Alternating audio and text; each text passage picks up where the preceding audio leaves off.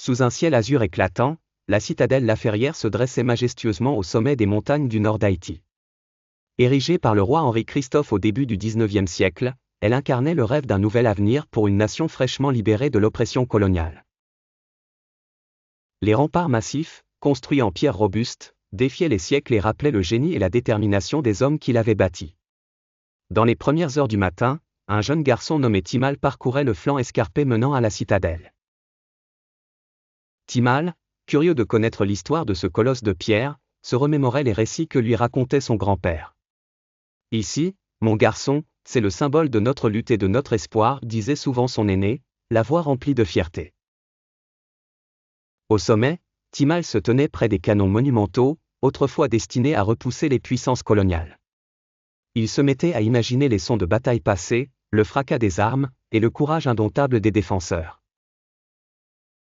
Chaque pierre semblait murmurer une histoire, un secret du passé.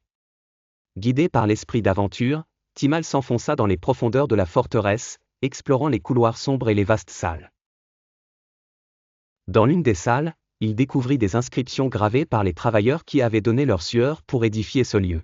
« Liberté ou la mort », disait l'une d'elles, une phrase qui résonnait profondément en lui.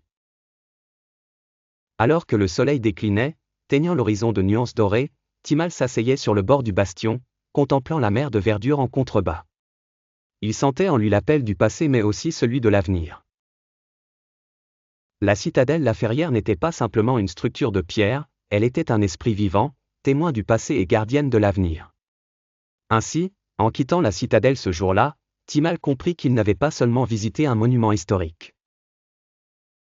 Il avait touché le cœur de son histoire, de son pays, et en était ressorti changé.